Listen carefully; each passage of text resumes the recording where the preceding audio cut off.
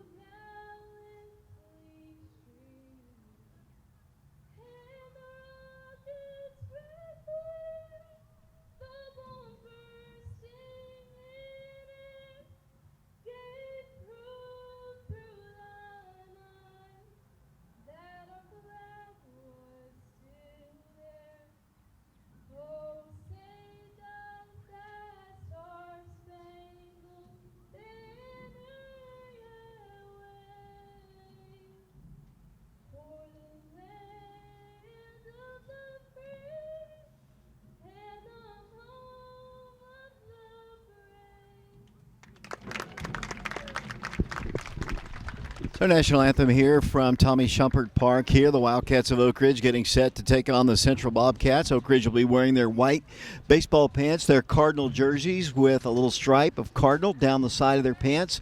The numerals are in silver and white. The Central Bobcats, as you can see on our YouTube stream, wearing their white and black and red pinstripes. We're about to have baseball for you here. James, you've seen the Wildcats play more than I have. The Wildcats have started out to a 4-1 record. I think the only loss is to Anderson County, always a tough team in the other division. And Wildcats have played well and all season long. They've hit the ball extremely well. They've gotten some good pitching. In particular, Logan Rosenberger is 2-0 on the year. They've gotten some good pitching from Alex and Jacob Franklin, and I expect a pretty good ball game here tonight. It's a really good ball game, David. As it was a close game last night. Both teams kind of held each other in check after the first 3 innings or so. Wildcats just weren't able to push more runners across the plate, but they had people in scoring position all night long. You're talking a little bit about last year's team. The last year's team, and this game particularly last year, players I think were a little bit young, and Oak Ridge usually won the home games and lost very, very closely on the road. So it shows you the fight that these Wildcats have in them, and that experience going into this year could be really beneficial. And we're about to get set here. We've had the national anthem and all, and we're about to have Oak Ridge High School baseball, the Wildcats and the Central Bobcats. And you guys are too young, and Lee didn't live around here, but you and I were talking on the way over here about some of the great battles we had back in the 90s with the Todd Helton teams and the Bubba Trammell teams and the Chris Freeman teams. The Central Bobcats under Coach Bud Bales were the dominant team, actually, in Knoxville. Well, David, it helps when you have, one MLB Hall of Famer should be, another guy that played in the major leagues, and then, a couple really good college prospects that played for him. And unfortunately, those were some of our best teams, and we just didn't make it that far because we were facing literally MLB legends. Yeah, those teams won 30 ball games, but Todd Helton was on the Central team. As we're about to get set, it'll be the shortstop, the sophomore Caden Black, to lead things off. And James, Caden has really started out the season strong. .625 batting average so far this year. He gets on base a lot. He's a left-handed batter, and here's the first pitch of the ball game, and it's a called strike, and the count is no balls and 1 strike. The pitcher for the Central Bobcats is Will Price. He's a big guy, right-handed thrower, 1 strike pitch. And there for another called strike right at the belt, and Caden falls behind in the count, no balls and 2 strikes.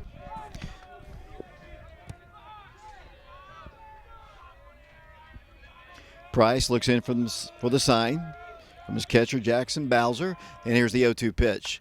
Hit foul off to the screen, off to the left side, and he stays alive, no balls and 2 strikes. Really seems like they're trying to stay away from Caden here on this series of pitches, because Caden, what he likes to do is he likes to find gaps and hit them in the gaps. So you got a pretty good gap between first and second right now. Good speed for the sophomore. He's behind in the count, though. No balls and 2 strikes, just underway. Top of the first inning. Here's the pitch. Cut on and foul tip. He's going to have to throw him out. Here's the throw down the first in time for out number 1. So 1 up and 1 down for the Central Bobcats. And the third baseman, the senior Logan Rosenberger, will come to the plate. Yeah, got attacked with fastballs there, about 3 or 4 fastballs in a row. Got him 0-2 quickly, and then got him to chase with some off speed. We've talked about Logan's pitching, but he's also done a really good job at the plate this year. 375 so far this spring. Fouled back to the screen, and the count is no balls and 1 strike. The Wildcats wearing their Cardinal jerseys, as we said. It's kind of a pleasant day here, and we're expecting some bad weather. Hopefully, last night's game went 90 minutes. It was the quickest ball game ever. Hopefully, we'll have the same tonight. Here's the 1 strike pitch. Bounced about a foot in the front of the plate, and the count is even at 1 ball and 1 strike. Why don't you set up the defense for the Central Bobcats? For the Bobcats, at third base, we have Blake Mccarty. Center field, Ryan Bolton. Brody Cranford is at first base. Luke Prince is in left field. Little bouncing ball to the third baseman. High throw, but in time to retire Logan for out number 2. Continuing the lineup, number 21, Trey Lyons, is their right fielder. Brady Ackerman is at shortstop. He's number 8. Their catcher for tonight for Central is number 26, Jackson Bowers. And second baseman is Sammy Myers. Wildcats will step in with the center fielder, Alex Mcnaughton. Mcnaughton has had a very fine start to his senior campaign. The first pitch to him bounced about 3 feet in front of the plate. Yeah, David, he's batting .400 so far, and then one of the home games he's already hit a home run, and last night he scored one of the runs on a double. Heading the count, 1 ball, no strikes. Right-hander comes to the plate. Hit him in the back, and down the first will go Alex Mcnaughton, the first base runner of the night for the Wildcats. And I believe he's been hit a few times this year, as it'll send up Jacob Franklin, the pitcher, to the plate. Mcnaughton was intentionally walked twice last night after he doubled off the fence. Jacob is a sophomore player. He's a right-handed hitter. He'll be followed by Caden Black. Mcnaughton with a big lead at first. Here's the pitch, hit foul. Didn't mean to, just kind of an excuse me swing. Found the bat, and the count is no balls and 1 strike. We are in the top of the first inning here at Tommy Shumpert Park. You know, David, Mcnaughton got hit by that pitch, but it probably did not hurt that much. That looked like a little 65-mile-an-hour eephus that hit Mcnaughton in the backside. So hopefully that did not hurt. That's easy for us to say as the ball's hit on the ground to the second baseman. He flips on to the shortstop, covering for out number 3. So we've played one half of an inning here at Tommy Shumpert Park here. The Wildcats of Oak Ridge failed to score in the top of the first inning. We go to the bottom half. 0-0 our score here on our Prep Radio channel on YouTube. And we appreciate Lee Wexler and James Branson helping us out here. As we said, and we're going to apologize for this, not because we don't know anything about baseball. We want everyone to know that we understand that in baseball you play innings. Our scoreboard says periods because the 3 of us didn't set the scoreboard up, and we'll just kind of keep up with it. Yeah, you know, me, you, and James, you know, we've been getting at it, and hats off to James. I hope our audience knows the hard work James put in to get our streaming set up, so shout out to James Branson for getting our streaming set up. But we just could not figure out how to get period to inning. So on the stream, it will say period 1. That would mean inning. So period 1, whatever number is there, that'll be our inning. Jacob Franklin doing his warm-up tosses. What has Jacob done on the hill so far for the Wildcats? So far for the Wildcats, he has 5.1 innings pitched in 2 games. He started 2 games. He's allowed 5 runs. 4 of them have been earned. He's had 6 hits on him, 3 walks, and 8 Ks. So he's striking out several guys, it seems like, here. And he's hit 5 people. So control might be a little bit of an issue. He's kind of changed his arm angle a little bit. He used to be a little bit more over the top last season. It looks like he's kind of coming off to the side now, which tails away a little bit more to the righties and into the lefties. Let me ask Lee about that. Lee was a pitcher for the Riverdale Warriors. Lee, you can see a difference really in the arm angle that Jacob comes. Yeah, it seems the difference between this year and last year. I think he's a little more. He's dropped a little more, maybe a little more submarine action, but as a former hitter, I used to hate submarine guys. I just for some reason could not hit him. And when you drop your arm down like that, it puts a tail on your ball. Your ball is running in for a right-handed hitter, so it can make your fastball and your off speed difficult to hit, and it can throw off the hitters. First 3 hitters in the central lineup are Blake Mccarty, the third baseman. Ryan Bolton, the center fielder, will be the number 2 hitter, and Brady Cranford, the first baseman, will be the number 3 hitter for the Central Bobcats. We were talking about the tradition of Central. You know, it's kind of shifted over to Farragut in the last 15 years or so, but as I said, Central was the dominant team in Knoxville. Very dominant, and really had a run of players there, as Donnie Sharp, who's listening to us, pointed out, as some of Oak Ridge's best teams just happened to be in those Central years. Bryson Parks is the catcher here, and the first pitch of the ball game was a ball. 1 ball, no strikes, the count. Jacob is a sophomore, working quickly. The pitch is down low, right at around ankle level, and the count is, I believe, 2 balls and no strikes. Central dugout making a little noise there to our right. Jacob comes in. There's a called strike right at the knees, and I believe the count now it is 2 balls and 1 strike. I see it up on the scoreboard now. Lady helped us by letting us plug into her system here. Here's a 2-1 pitch hit into the gap to left center field and deep, and Mcnaughton and Slay can't catch up with it. It's going to be rounding second and heading towards third. It'll be a leadoff triple for the Central Bobcats, Blake Mccarty, and he hit the ball well to the opposite field, I believe, there, and it's a great start for Central. Yeah, he was a lefty. He hit it to left center field right in the gap between Izzy Mitchell and Alex Mcnaughton. Just nobody could get to him there. And, this is where Central really did most of their damage last night. They had runners early, and they got one across in the first inning, and then Oak Ridge was able to come back after that. Center fielder Ryan Bolton is the batter here, and the first pitch to him is about shoulder level. 1 ball, no strikes. Lee, that ball was hit well. Yeah, it was a good piece of hitting. He went backside. He's a lefty. Took it out to left center. I thought the ball was going to carry out of here, but it stayed in, and it's a leadoff triple for Central. That pitch is outside. Nice start there by Parks, and the count is even. Well, I thought it's even. That's going to be 2 balls and no strikes. No score here. We're in the bottom of the first inning here at Tommy Shumpert Park. Beautiful facility here. And that pitch is inside and low. And the count on the scoreboard is 3 balls and no strikes. One thing that's going to be important for Jacob Franklin as we go on here is getting ahead in the counts. He's fallen behind for the first 2 batters here so far. Jacob comes to the plate. There's a called strike right at the knees. And the count now is 3 balls and 1 strike. It's a pretty top-heavy group here for Central. They get really hit well and get on base. After about batter number 5, it kind of falls off for them. Runner at third, leadoff triple. Here's the 3-1 pitch, hit foul. And over out of play onto what appears to be a small football field. There are soccer fields all around here. There's softball fields. There's rugby fields. There's all kinds of things to do here. He's kind of worked the count full now, 3 balls and 2 strikes. Franklin comes to the plate. There's a called strike, and that is out number 1. Nice pitch there by Jacob Franklin, and he catches Bolton looking. Yeah, I just don't think Bolton was expecting an inside pitch there from Jacob, and that's hard to combat there as, Jacob's coming from the right-handed side and makes it hard for him to fend that off. Batter now will be the first baseman, Brady Cranford. Jacob is a right-hander. He comes to the plate. First pitch is a fastball called strike. Lead, Jacob beginning to find a little bit more of the strike zone. No balls, 1 strike. Scoreless ball game. The Bobcats have a runner at third. Franklin comes to the plate, hit foul. Off to the right side and out of play, and he gets ahead in the count now. No balls and 2 strikes. Well, the leadoff guy got down 2-0, and then he got 3-0. He went 3-0 on the second hitter. Now he's down 0-2. So when you get ahead in the count, you play offense as a pitcher. You're dictating the at-bat. Cranford steps back in. Franklin checks the runner at third, comes to the plate, hit on the ground. 1 hop to the first baseman, takes a funny hop, and it goes off his body, and they'll have the run in, and they'll have a runner at first.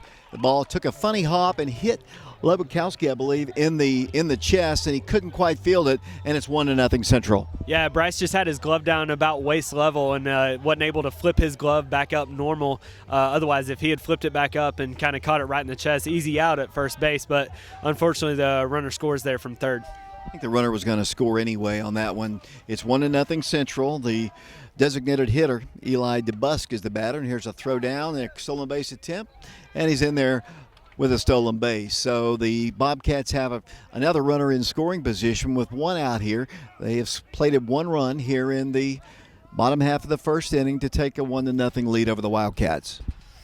Yeah, and just a stolen base there by, I believe that was Cranford, as he moves up, gets him in scoring position here, is an opportunity for the Bobcats once again to put another run on the board. Let's hope that, and takes away the double play there. That's probably one of the things that Jacob was trying to get there. 1 out here. Jacob checks the runner. Looks back at Black at second base. The ball is hit foul. Once again off to the right side. Lebowkowski is the first baseman. Wildcats have at shortstop, they have Caden Black. The second baseman for Oak Ridge is, I guess, Jason Slay. The third baseman is Logan Rosenberger. The outfield consists of Izzy Mitchell in left, Alex Mcnaughton in center. Caden Updegraff is the right fielder. Jacob Franklin comes to the plate, hit foul. Over to the screen here on the visitor side, and the count now is 1 ball and 2 strikes. One of the things that happened in that ball game where Oak Ridge lost after having a lead 7-0 was errors, infield errors, and we've already seen 1 on Oak Ridge in the infield so far. Jacob checks the runner back at second. 1-2 pitch. Hit in the air softly. The shortstop back on it. That Slay makes the catch, throws back to second. That's a double play.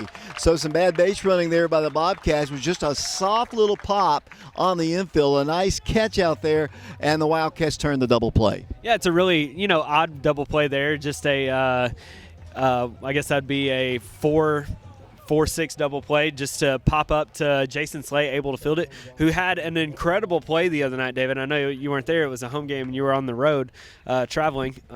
Got to see a Tennessee game. But Jason Slay dove for a ball, rolled over on his seat, and then threw it to first base, got it out. So Jason Slay, a very rangy player there, and, just got another little pop-up and tossed it over to Caden Black for 2. We've played one complete inning here from Tommy Shumpert Park. The Bobcats score 1. We go to the top half of the second inning, 1-0 Central. We're on YouTube on our Prep Radio channel. As we flip it over to period number 2. That's Lee working the scoreboard there. Lee, innings. In baseball, it's innings. Yeah, David, we do a lot of football, we do a lot of basketball, but baseball, I don't know about you, is my sport. I help you out a lot, but this is our sport, and we understand that it is inning. We've been watching and playing baseball our whole lives, and we just could not figure out how to get period out of there and display innings. So we will have to work on that for the future. We'll have to get maybe Christian Rosas Rodriguez or Neo Tate or somebody who knows what they're doing so they can help us out. Caden Updegraff, Truitt, and Bryson Parks will be the first 3 hitters, and hopefully more in Coach Travis Free's lineup. The Wildcats trying to win their 5th ball game, trying to go 2-0 in district play. And Caden's done a really good job as he started out his senior year. Had a little bit more time. Unfortunately, basketball didn't last as long as it did a year ago when the Wildcats went to the state tournament. So Caden, who was a little bit behind to start the season last year, got a chance to kind of get his feet kind of set on baseball. Yeah, he's batting .462 so far this year with 6 hits, and he's got 4 RBIs. So it's always good when Caden comes up because most likely he's going to get a hit and drive somebody in. Here's the pitch to the plate, and that hits him. So leadoff man is aboard here. That's the second man that has been hit by Will Price. And we've only played 1 full inning, and the batter now will be Truitt Tux. He has really impressed me with his power. There was a scrimmage earlier this year where he hit 3 home runs in 1 game.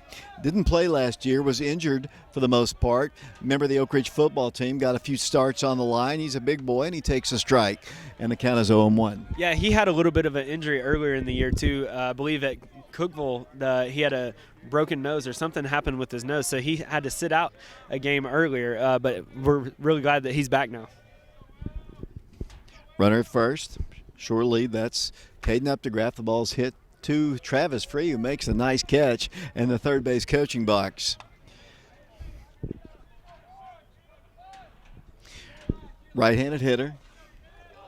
Caden takes his lead off of first. 1-0 Central as we play here at Tommy Shumpert Park. The pitch bounced to the front of the plate, and the count is now 2 balls and 1 strike. Yeah, Truitt this year is batting .375. He's got 6 hits and 5 RBIs as well. So really good with Truitt driving in runs too.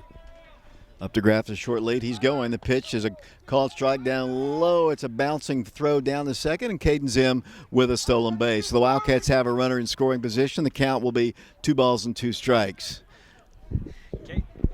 Caden, not a huge lead there, so it was a little bit surprising that he took off there, and I believe Caden Black's father would like him to slide on that one, maybe go in with a little bit more aggressive slide there at second base. 2 balls, 2 strikes.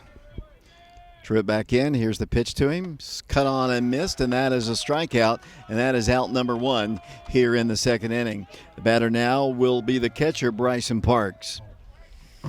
Bryson Parks on the season for the Wildcats is batting .400. He's got 6 hits, 2 RBIs, and 15 plate appearances. Will Price is the pitcher for the Central Bobcats. Caden takes his lead off of second. He's in scoring position. And pitches up high to the catcher, Bryson Parks, playing his senior campaign for the Oak Ridge High School Wildcats. He'll be followed by Bryce Ludwikowski, first baseman. We'll talk more about Bryce here in a minute. Parks stands back in. 1 ball, 1 strike. Actually, 1 ball. Runner going to third on a stolen base attempt, and I think he's going to be out. Went head first on the steal, and Caden is gunned down at third base. So the Wildcat, that erases the base runner, and the Wildcats down 1-0. Bat here now with 2 outs. Yeah, it's a little odd taking off there, trying to take third. A single would have scored him. Caden, I think, either way there. Pitches high and inside. And I believe the count is 1 ball and 1 strike. You've done the scoreboard before, James. I know it's tough to keep up with. Here's the pitch to Bryson. Pitch is a called strike. Price, when I was watching him warm up, he didn't look like he had a lot of control there, but he's kind of managed to throw strikes here, with the exception of the 2 guys that now have bruises on their backs. Here's the pitch to Parks. That's high and inside, and that's ball 4. So down the first will go Bryson Parks. We're going to have to kind of maybe keep up a little bit better with the ball and strike count. She's doing her best to try to keep up with it. It's not the easiest job to do, and she's probably a volunteer. Here comes the first baseman, Bryce Lobukowski. I went to practice. I guess it was during basketball season. I know we're going to have a runner for the Wildcats here. The runner should be Price Davis coming in for the Wildcats. And the first thing I noticed about Bryce, and this is my first look at a game for the Wildcats here, is how he has trimmed down considerably. And I know that's probably something he's really worked hard at. Runner first, and the pitch to him is a called strike. Bryce played mainly first, did some DHing a year ago, but like I said, he has really trimmed down. He trimmed down, and credit Coach Free in the weight room and the workout that they have him do. And really, it wasn't Bryce losing weight, but it was adding the muscle back onto Bryce to get him hitting and running and throwing in his normal, what he had been doing for so long. We are in the top half of the second inning. Central has the lead over the Wildcats. 2-0, both dugouts making noise here. Bryce stands in. The pitch to him is hit on the ground, on the infield, fielded, and he touches the base at second, does the shortstop, and that is out number 3. Wildcats pick up a couple of base runners, but they leave one stranded. We go to the bottom half of the second inning here at Central's home park at Tommy Shumpert Park. They've never had a field, James, at their school, at least in my lifetime, where it's located in Fountain City. They used to play at Fountain City Park, which is probably about a mile away from Central High School. Well, this park is a good ways away from Central. It's a good ways away, and up at Central, there's it kind of sits up on a little hill there. There's not a whole lot of room back behind the school, and most of what you see as you drive up there is the football stadium that sits. That's like the first thing you see is the big hill and the football stadium sitting on top, and so that's where track and softball not softball, but soccer and football is played, and so they have to kind of send their sports elsewhere just due to the size of the campus. We're in the bottom half of the second inning. As you can see on our scoreboard, it is 1-0. If you're watching on our live stream on Prep Ready, our first broadcast of Oak Ridge High School baseball, people are telling us a little bit about the sound, maybe being a little off with the video. Don't really understand how that works, but, Lee set it up. No, actually, James set it up here. But we do have sound. How far off is it, I wonder? I'm not sure, and this is where we miss Christian. He does a great job for us, and at least I got the sound sounding good. Yeah, that's true. The sound is clear. Are we ahead? Am I ahead, or am I behind? Well, technically, I think the Bobcats are ahead on the scoreboard right now, David, 1-0. Lee, tell me, is my sound ahead of the video? I have no way of knowing. We have people telling us that the video is ahead of the sound, I believe. Oh, so what they're basically saying is I'm not very smart and I can't keep up with the video. I'm a little bit behind. As we go to the bottom half of the second inning, leadoff man for them, let's see, number 19, and he swings to the first pitch, and that would be, let's see, as I'm looking down my roster, I think it's 19. Looking down my roster here, I do not see number 19. And he swings and he hits it foul over the dugout of Central and then takes one inside, very close to hitting him, and the count is even at 1 ball and 1 strike. I don't have 19 on my roster here, guys. He's a right-handed hitter. Pitch to him is hit foul. Back to the screen.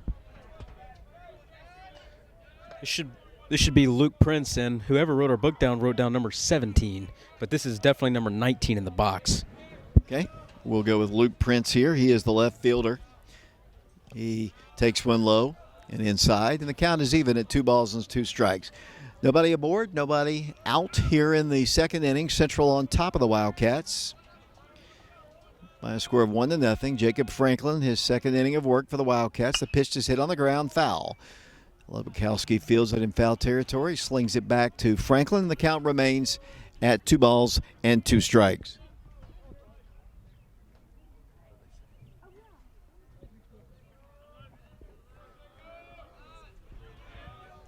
Jacob Franklin, he's a right-hander. He's a sophomore, played a lot, pitched a lot last year in his freshman year. He's got a 2-2 count. A little high and outside. Not a big batter there is Luke Prince. He'll be followed by Trey Lyons, the right fielder. Mike Sheehan's listening to us and watching our broadcast here today. Mike, I hope you're feeling better with your new knee replacement. 3 balls, 2 strikes. The pitch. Cut on a miss, and that's a swinging strikeout. And a good start and a good comeback. Pitch was probably a little bit high, but Prince swings through it, and that's out number 1. You know, David, I think that's something that Lee was mentioning there with the deceptiveness of Jacob coming from a sidearm. You know, that ball seemed to rise a little bit there and just swung on a pitch out of the zone, and luckily for the Wildcats, you know, ended in and out. Right fielder steps in, and he takes a called strike at the knees on the inside corner, and the count is 0 balls and 1 strike. The batter is Trey Lyons. He's the right fielder for the Central Bobcats. Been starting to blow a little bit from right to left, and that pitch hit foul towards the Oak Ridge dugout, which is not actually a dugout. It's more of a caged-in area with a roof over it. Yes, I would tend to agree. That is one thing I will say about Oak Ridge, the way that their dugout, and I remember when the dugout at Oak Ridge was completely open, so any ball that came in there, it was like playing ping pong with the back of the dugout. Yeah, that's the modern kid, though. They could not take the balls coming in there like that. Because we're a little bit older than Lee. Lee probably couldn't handle it. You know, I remember sometimes when I was playing back in Middle Tennessee, there has been times where I have seen people, when you're not paying attention to those open dugouts, I have seen guys get hit in the head or the chest, and it hurts. Pitch is hit on the ground right back to Jacob Franklin. He feels it, fumbles a little bit, throws on to Bryce Ludwikowski for out number 2. Ball was hit very softly, and actually so soft, I think Jacob was surprised. He went down and fielded it, came up with it, then it bounced it up in the air. He bounced it up in the air about a foot in the air, caught it, and had plenty of time to throw out the base runner. Yeah, and you know, Jacob had a lot of confidence in fielding that because he plays so many positions for the Wildcats. He's played catcher so far this season. Obviously he's pitching, but he's a third baseman and can play first sometimes too. Brady Ackerman, the shortstop, is the batter here. We're in the bottom half of the second inning. Wildcats of Oak Ridge and the Central Bobcats. It's 1-0 Central. Pitches on the inside corner for a called strike. A little change of speed right there, Lee. Yeah, I thought it was a little in, but got the benefit of the call, and I don't think Central really liked that call. I don't think they did either. Here comes Jacob to the plate. That one's a little bit high. And the count, I believe, is 1 ball and 2 strikes. 2 outs here, nobody aboard. Bobcats scored their lone run in the first inning. Leadoff triple, and he came in to score. Cut on a miss, and that is strike 3, swinging 3 up and 3 down for the Central Bobcats. So a much better inning for Jacob. Not that he pitched poorly. He had the one long hit in the first inning, then a bounding ball to the first baseman, which scored the run, but good second inning for Jacob Franklin. Really nice pitch there to close that inning out because, you know, I don't think the batter was expecting. He kind of swung a little late, and Jacob came with a little bit of speed there on that last pitch, and very nice setup by him and Bryson Parks there to end the inning.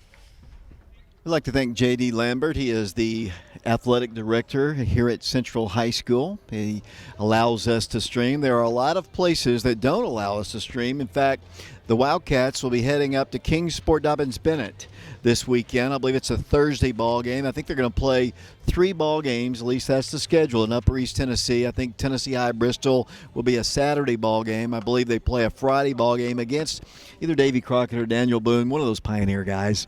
But Dobbins-Bennett doesn't allow us to stream. So, and you know, more than likely we will not make the road trip up there. But J.D. Lambert and the Central Bobcats, he said anytime, any place you can come and stream, and we like that. It's more and more people are beginning to get the idea that it doesn't take away from attendance. Like J.D. told us before the ball game, maybe if it's rainy or cold, and typically that's the way it is during high school baseball season, but today is a beautiful day, and he said anytime we can stream, so that's good.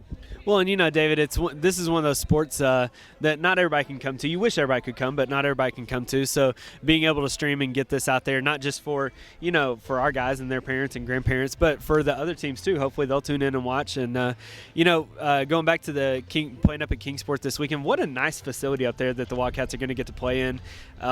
Just right across the baseball field, or the football field. And it's a great atmosphere, a great place. If you get a chance to go, it'd be a great opportunity to go up and watch the Wildcats play. Lee's already seen Dobbins Bennett play a couple times. Yeah, David, I was in Murfreesboro last week on spring break. I went over to Blackman High School and took a look at Dobbins Bennett, who I believe Oak Ridge is playing next week. They faced a Division I arm from Mount Juliet. They really didn't do anything with him. But, Dobbins Bennett historically pitches pretty well, and they've got a couple guys who could swing the bat. So, Dobbins Bennett, like usual, they're always a solid team. I think it's a Thursday, Friday, Saturday road trip, and starting with Dobbins Bennett on Thursday. Here's Jason Slay. He's the second baseman for the Wildcats. He's a right-handed hitter. He takes one just a little bit at shoulder level. They call it a strike, and the count is no balls and one strike. Jason this season batting .400. He's got 15 plate appearances, 6 hits, and 1 RBI. Price comes to the plate. The pitch is outside, and the count is now even 1 ball, 1 strike. Nobody out, nobody aboard for the Oak Ridge Wildcats, coached by Travis Free. He's in the third base coaching box. There's not really a box. He's actually just on the grass outside the bag at third. He takes Slade as a high pitch, and the count is 2 balls and 1 strike. Well, Slay, if you get a ball up and tight like that, you better make sure you're turning the other way. He kind of ducked down with his head forward. Got to make sure you turn that head. You don't want to take one off the beak. 2 balls, 1 strike. Here's the pitch, hit on the ground, first base side, fielded by the first baseman. It's a track meet, and the first baseman wins the race to the bag for out number 1. That was Brady Cranford, who retires Slay for the first out here in the third. And now we go to the number 9 hitter in the Oak Ridge order. Actually, we're going back to the top of the order to Caden Black. Look down at the lineup here. Izzy Mitchell is being designated hit for by Truitt today. As Caden steps in, what did Caden do his first plate appearance? Struck out swinging first at bat. Left-handed hitting sophomore. The pitch to him is hit on the ground. This time right to the second baseman. He throws on the first low, but dug out nicely there by Cranford. And that's a quick number 2. So 2 up and 2 down for the Wildcats here in the third. Yeah, David, but you can't sleep on those easy grounders on Caden Black. Caden hustling down the base path there as he was trying to leg out a single. Just came up maybe a step or 2 short there, so a lot of speed for Caden Black, the sophomore.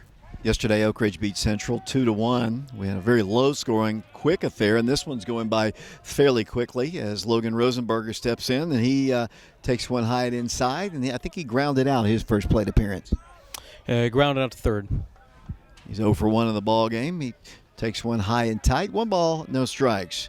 Price has hit a couple batters, and pitches hit foul off to the right side, and coming back over towards the concession stand, takes a high bounce, and I thought that young lady was going to make a play. She lets it hit the ground, and she throws it back in. One thing we like to look at when we head to ballparks is, are the fans good with their hands? Can they feel the baseballs? And, that's just something I kind of look for when I'm at a ballpark. Well, I hope you guys can do a better job. That's that was low and inside. Called a strike on that, but it was definitely low and inside. And the count is 1 ball and 2 strikes. It's my first projection out towards the umpire of the season. And so he could hear it. 1 ball, 2 strikes.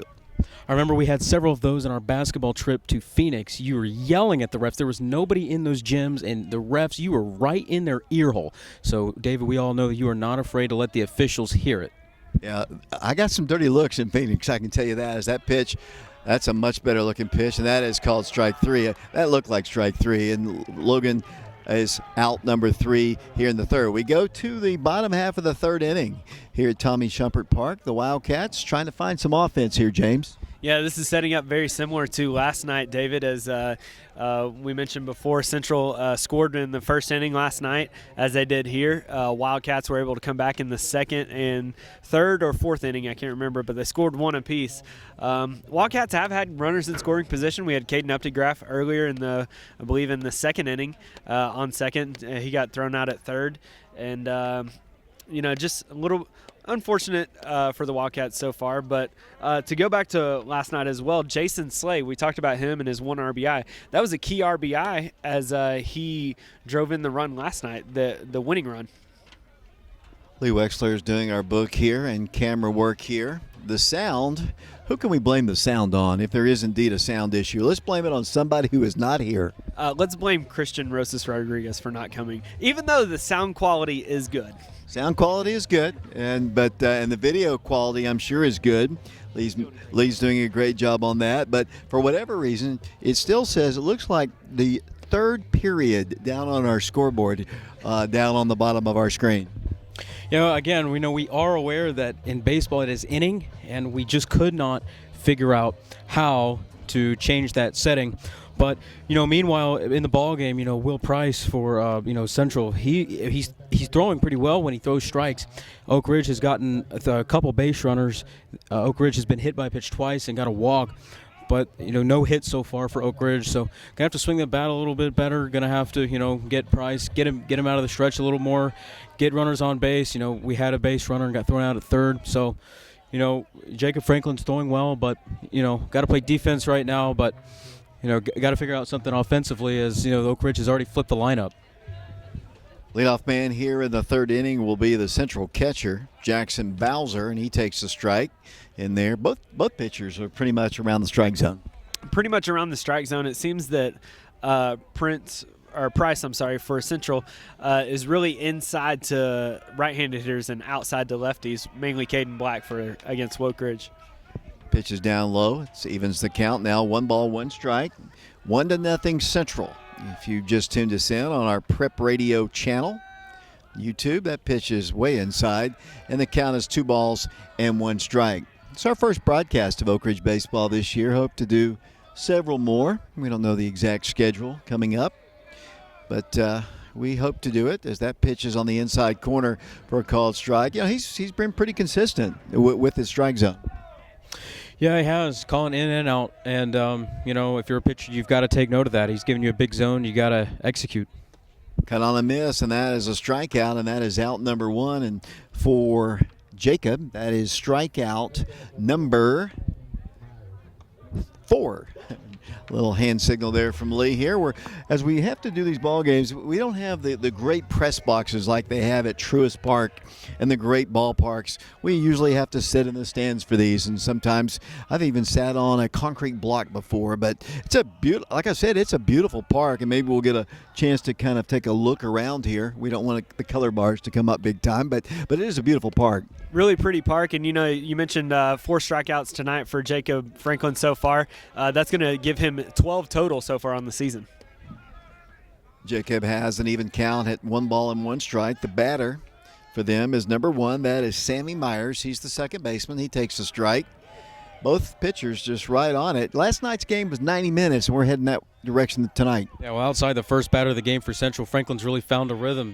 Central's really only barreled 1 ball, and it was the first hit of the game. Kind of an excuse me, try to stay alive swing there, and he fouls it off to the screen, and the count is 1-2. It's a very similar setup for Oak Ridge and Central, almost a mirror image of last night. And, one thing, it seems like they saved their second arm, or their best arm, for the second game. Once again, a kind of an excuse me swing on an inside pitch, and the count remains at 1 ball and 2 strikes. On deck for the Central Bobcats is the top of their order. I believe that's Blake Mccarty on deck here. Right-handed hitter. Myers stands back in, cut on a miss, and that's another strikeout for Jacob, and that'll be his 5th strikeout of the ball game. And back to the top of the order we go, to the guy that created the mess to start the ball game, and that would be the third baseman, Blake Mccarty.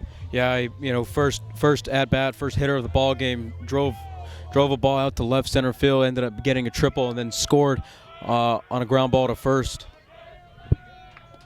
Franklin has the sign from Parks. The pitch is low and outside, and the count is 1 ball and no strikes. As going back to that first hit of the game, David, it's pretty impressive that Mccarty was able to leg out a triple there, especially since he's a left-handed hitter, and it traveled to the left center field, and able to get it all the way around Diamond's pretty impressive. Pitch is hit foul back over the top of us and out of play. Evens the count at 1 ball and 1 strike. One thing that I noticed, and it hasn't really come into play yet in this ball game, when I went out on the field before the game, that grass has got to be 4 or 5 inches tall. It is really going to be a slow track out there. I'll come to Lee here in a second here. Pitch is a called strike. Yeah, that was one of the very first things I noticed when I was walking into the park. I was like, the grass, it looks nice, but it's very thick. And what that means that the ball, when it travels on that grass, it slows down. The thickness of the grass slows the ball down when it's on the ground. Ball's hit foul over top of the Oak Ridge dugout to our left on the third base side. And the count remains at 1 ball and 2 strikes. Ryan Bolton is on deck for the Central Bobcats, but somehow Mccarty's going to have to reach base. 2 outs here, nobody aboard. Jacob Franklin with the 1-2 pitch. A little bit low. That evens the count at 2 balls and 2 strikes. It's really kind of sad that more people don't come and watch high school baseball. I know here, as of late, especially with Tennessee playing so well, a lot of people have started watching college balls. That pitch is down low. We've got now a full count on Blake Mccarty. But with Tennessee playing so well, you can see over at Lindsey Nelson Stadium that park is full almost every single ball game, and I'd love to see that happen in baseball, but this is the way it's always been. Let's see what Jacob can do on a 3-2 pitch. Ball's hit in the right field. That's a solid hit. This guy can hit. Blake Mccarty with his second hit of the ball game, and he'll be there with 2 outs here, and the batter will be Ryan Bolton. Yeah, it's a really nice hit just past Ludwikowski on a line drive there, able to flip his hands over and pull the ball around toward the first base side. Really nice job there, and there's a reason that he's your leadoff hitter, David. And the center fielder, Ryan Bolton, steps in. Lee, what did Ryan do the last time? Ryan struck out looking. So he's 0 for 1 in the ball game. We've got 2 outs here in the third. It's a 1-0 game. Let's see if they try to run on Jacob. They are. Here comes a pitch hit in the air. Should be out number 3. Back on it will go Caden Black. He's in shallow left field. He makes the catch there for out number 3. So you kind of think that maybe, it wasn't exactly a hit and run, but you would have thought, he had the base stolen there, and they pick up their 3rd out, though. We go to the top of the 4th inning here at Tommy Shumpert Park. Here, the Wildcats trailing the Central Bobcats 1-0. David, you were talking about the crowds and how you'd love to see a nice crowd and everything like that at baseball games. You and I were talking last night. The student section at the baseball game, last night's baseball game between Oak Ridge and Central, was a really cool student section. You had everybody probably about 30 or so students getting into it, heckling the umpire, just as you were a little while ago, or projecting, as you like to say, on balls and strikes. So it really created a fun atmosphere, something that we probably hadn't seen very often at Bobby Hopkins Park, and something that you would love to see more often. You were talking about Tennessee. They've done a lot of renovations over at Tennessee as well. Created a nice little upper deck in the outfield and created a pretty cool environment over there. We talk about college baseball, Tennessee being good, and it really makes people pay more attention to college baseball, maybe more high school baseball, you would hope. But the state of Tennessee plays really good college baseball. You got Vanderbilt, which is a powerhouse. Tennessee, which has made a name for themselves, going to the College World Series. A lot of people in East Tennessee might be familiar with Walter State, which plays really great baseball over in East Tennessee, up in Morristown. I believe Tennessee Wesleyan, if I have that right, down in Athens, Tennessee, they've been to the World Series. Trevecca Nazarene University in Nashville went to the World Series last year. There's a lot of great college baseball, and I think when you have baseball that's relevant, people want to watch, they want to get engaged. Maybe people want to show up to high school. So, baseball is at least at the college level is definitely relevant. So. Thanks a lot, Lee. We apologize for our sound issues. Assistant Athletic Director Alan Etheridge says we're about 15 seconds off. That's pretty impressive. Yeah, considering we don't know how it is off, as the batter stands in for the Wildcats, and that'll be Alex Mcnaughton. And he's playing center field, and he swings and hits one foul back to the screen. What did Alex do his first plate appearance? Alex was hit by one of those 65-mile-an-hour ephus pitches in the hamstring, so hopefully his hamstring is feeling well. No balls, 2 strikes, nobody aboard here in the 4th inning. The Wildcats down 1-0. The pitch is hit in the air to shallow right field, just barely into the grass. The shortstop back on it, and that is Brady Ackerman, and he makes the catch on the soft pop-up for out number 1. Something interesting about Alex last night is he was intentionally walked twice, allowing him to take first base. The Central Bobcats did not seem to want to pitch to him last night because of how he started the game. Here's pitcher Jacob Franklin standing in for his second plate appearance. The first is pitched right on the ground to the shortstop. 1 hop, throws on the first, and that is out number 2. So the Wildcats going quickly here, and that's the second out here in the 4th inning. And the batter now will be Caden Updegraff. Yeah, really good contact from the Wildcats so far. Just happens to be right at a position player, and both of those outs just right at the second baseman for the Bobcats. Yeah, Oak Ridge still trying to figure out Will Price. Oak Ridge still without a hit. Caden steps in. Here's the pitch. Down low ball, 1 ball, no strikes.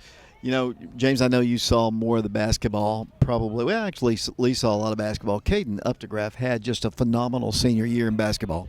You know, and the basketball team really was very complimentary of each other, very much a team game, and they supported one another. You know, one night it could be Caden having a great game. It could be his brother Jamison, or it could be Kel, or any one of those players.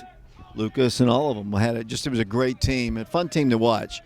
Caden's ahead in the count, 2 balls and no strikes, nobody aboard, 2 outs. The pitch to him is a called strike right at the belt, and the count now is 2 balls and 1 strike. Lee doing our camera work. Let's see, Zach Dorman doing our sound work. Here's the pitch to Updegraff, and that's inside, and 3 balls, and I believe it's 3 balls and 1 strike. The scoreboard says 3-2, but I believe it's 3-1. Yeah, we'll see what happens. The umpire, they know the countdown there. We're kind of paying a little more attention up here, so I'm not really sure what the count is right now. But Caden was hit by a pitch last at bat. You know what we need to do is actually, as that pitch is high, and that is ball 4. So we got the 3 balls right, and Caden is on board for the second time in the ball game. 0 for 0, but twice on base as he stole second base last time and got thrown out trying to steal third. So let's see if the Wildcats try to send him to get him in scoring position as Truett Tex comes up. Tex is the designated hitter for the Wildcats. Struck out his first plate appearance. Brings a lot of power to the plate for the Wildcats, and he takes the ball. 1 ball, no strikes. Catcher out to talk to Price out there. He's gotten a little bit wild here in the 4th inning, but the Wildcats jumped on like Jacob. He jumped on the first pitch and grounded out, and then we had a soft pop out to the shortstop of the first out. Truett is ahead in the count, 1 ball, no strikes. Yeah, maybe seeing a few more pitches, see if we can tire out Price and get his pitch count up and maybe try to get a different arm in there. Caden takes a short lead, and that pitch is up high again, and the count is 2 balls and no strikes.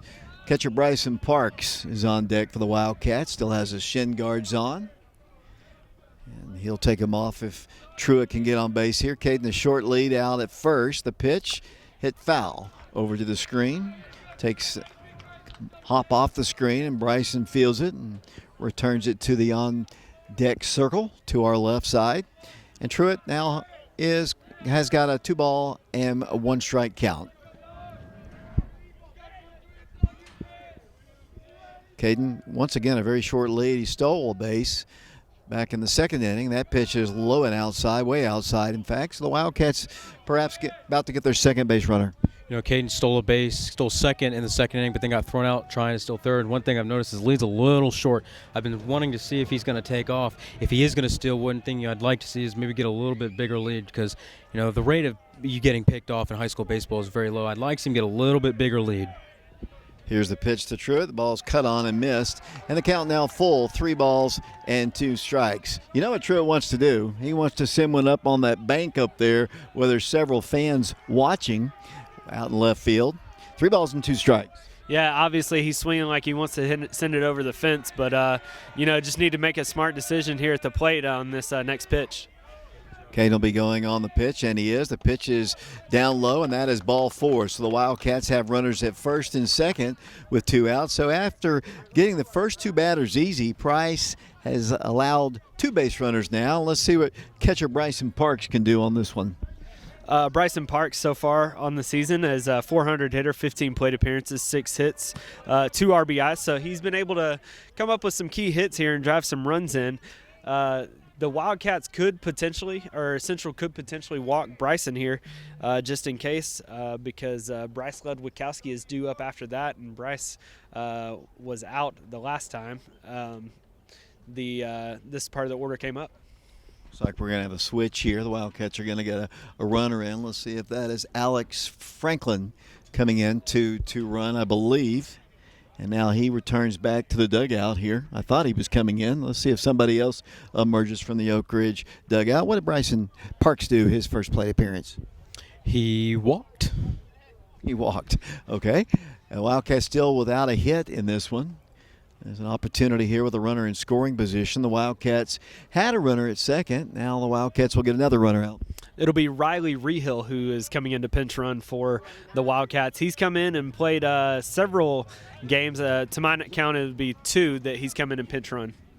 He'll be the runner at first base. There are 2 outs. Caden got thrown out trying to steal third with 1 out. His last time he was on base here. Bryson Parks takes a fastball in there on the inside corner for a called strike, and he's ahead in the count. No balls and 1 strike. Parks plays catcher. He is a senior for the Wildcats. On deck for Oak Ridge. Let's see, Lebowkowski, I believe. Caden takes a lead off of second. Pitch to Parks is high and outside. That is a ball. Evens the count at 1-1.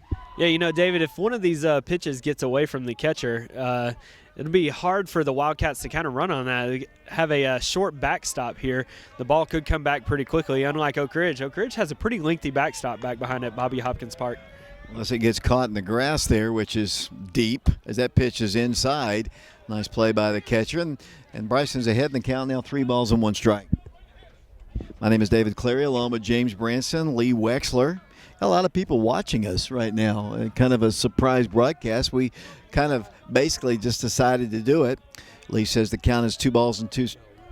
There's 22 people watching. 22 people watching. That's pretty good. The ball is hit on the infield, shallow. Catcher fields it. It's going to throw on the first, and in time for an out. I think Bryson thought the ball was going to go foul. He didn't immediately take off towards first. Maybe if he does, he might have beaten the wrap there, but it's out number 3. Well, I thought the ball was fouled off his foot. I think that's what Coach Free could be arguing. I thought it hit him. I thought it maybe fouled off his foot, but it doesn't look like the umpire's going to hear it. Going to have any from Coach Free. So, well, the field umpire just shook his head. No, I guess he didn't see it that way, or he didn't see it is probably more like it.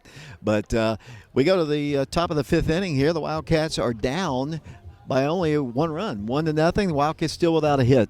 Yeah, David, that last hit, I guess, or attempted hit by Parks, kind of squirrely little hit, cue ball hit right off the right in front of the plate, and I think Bryson was unsure about it. I think even it caught the catcher off guard.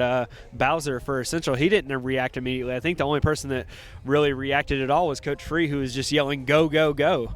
So trying to get the offense moving there. Really just need to pick up some hits. We've had base runners, just got to capitalize on those base runners. Let's go to Lee here. Lee, we haven't had many base runners. Kind of explain how they scored their first run and the only run so far in the ballgame. Well, the very first hitter of the game for Central, Blake Mccarty, led off the game with a triple to left center.